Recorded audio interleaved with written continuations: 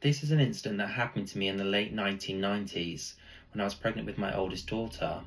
Mike, my husband, and I bought a house in the Catskill Mountains of upstate New York, in the middle of nowhere.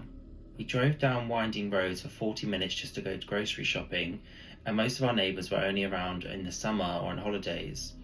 It was a nice little house next to the creek, and in the kitchen, mounted on the wall, was an old-fashioned dial phone with a coiled cord. When we first moved in, I picked up the receiver and heard a quiet conversation between two women about hair dye. I didn't want to eavesdrop, so I said, "Hello, who is this?" The lady stopped talking, then one said, "Did you hear that?" "Yes, is someone there?" "Hi, can you hear me?" I said. Then it was silent, no voices, just a faint dial tone. I quickly decided this old phone was somehow hooked up to an old-fashioned party line. After that, we used the phone very little, preferring our cordless phone hooked up in the other room.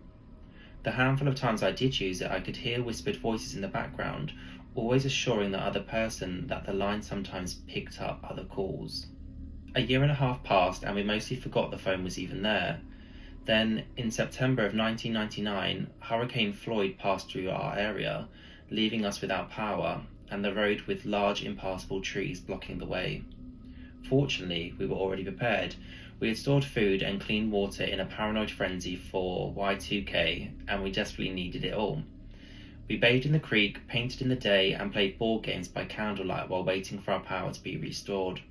After a week, the road was clear but still no power, and it was getting tedious for Mike and I, though 1-year-old Chloe was loving it. I lamented that we couldn't call my sister as the cordless phone didn't work without electricity, when we heard an unfamiliar ring. It was the wall phone in the kitchen. I raced to it and I heard a faint voice of my sister. She was just checking in on us and invited us up to her place until our power came back on.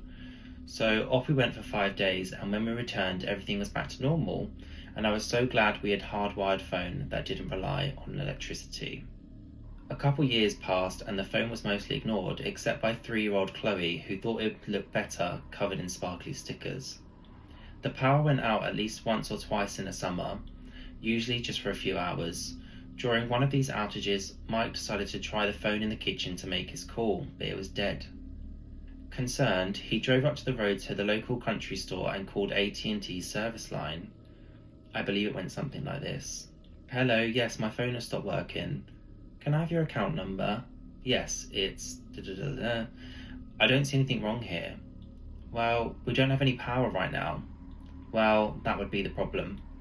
"No, but we have an old-fashioned dial phone hooked up in the kitchen. It should still work." "I'm sorry, but according to our records, you have no phone in the kitchen." "Yes, we do. We've used it." "No, you don't. If you do, it's not connected through us." "Oh, okay." After this, Mike came home, walked into the kitchen and pulled the phone off the wall. The only wire on it was about 3 inches long and attached to nothing. It was never hooked up. Oh, I hate that.